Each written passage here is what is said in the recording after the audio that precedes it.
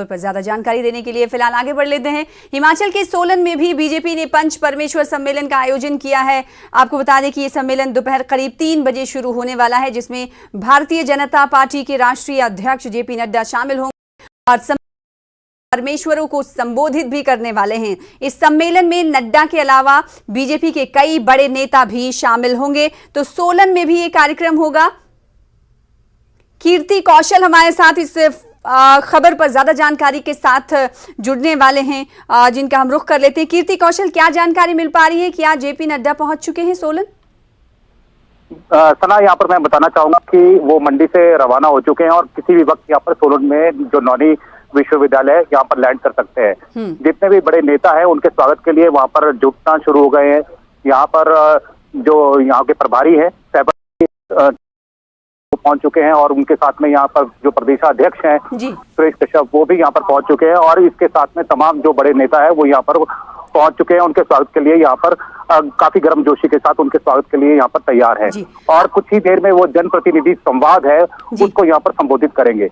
और जो जेपी नड्डा है वो यहाँ पर कार्यकर्ताओं में और जनप्रतिनिधि जो यहाँ पर प्रधान है, उप प्रधान है, बीडीसी सदस्य है, उन सभी को यहाँ पर संबोधित करने वाले हैं। बिल्कुल, क्योंकि अभी कुछ देर पहले की हम बात कर रहे थे, मंडी में उन्होंने ये बात कही, कहीं ना कहीं ये मैसेज देने की कोशिश की है कि प्रत्याशी जो हैं वो चिंता छोड़ दें, कार्यकर्ताओं संभाल, सिर्फ और सिर्फ पार्टी के लिए काम करें, तन मन से काम करें। तो क्या लगता है कि सोलन में भी यही तमाम मैसेज जेपी नड्डा के जरिए दिया जाने वाला है? साथ ही सिटिंग अरेंजमेंट्स की अगर हम बात करें तो कितने लोगों के यहाँ पर पहुंचने की पंच परमेश्वरों का यहाँ पर भारतीय जनता पार्टी का टारगेट है?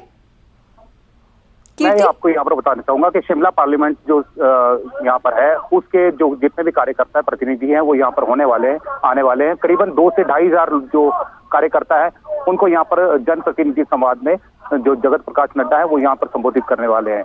और अगर बात करें यहाँ पर एक की तो कुमार धूमल जो पूर्व मुख्यमंत्री है उनके यहाँ पर पोस्टर लगे हैं और साथ में अनुराग ठाकुर के भी लगे हैं और किसी और नेता के यहाँ पर पोस्टर अभी फिलहाल नजर नहीं आ रहे। तो कहीं ना कहीं ये कहें कि जो बैलेंस बनाने की बात है वो यहाँ पर भाजपा करती हुई दिखाई दे रही है। और साथ में ये भी है कि किसी भी तरह का जो नेता है या कोई बड़ा नेता है और किसको यहाँ पर सीट मिलेगी किसको नहीं मिलेगी इसके बारे में अभी कोई चर्चा नहीं की जा रही। कोई भी नेता कुछ भी बोलने को यहाँ पर तैयार नहीं दिख रहा है, क्योंकि अनुशासनात्मक जो भाजपा है वो मानी जाती है कि अनुशासन यहाँ पर बहुत ज्यादा है और यही वजह है कि जो नेता है खुलकर सामने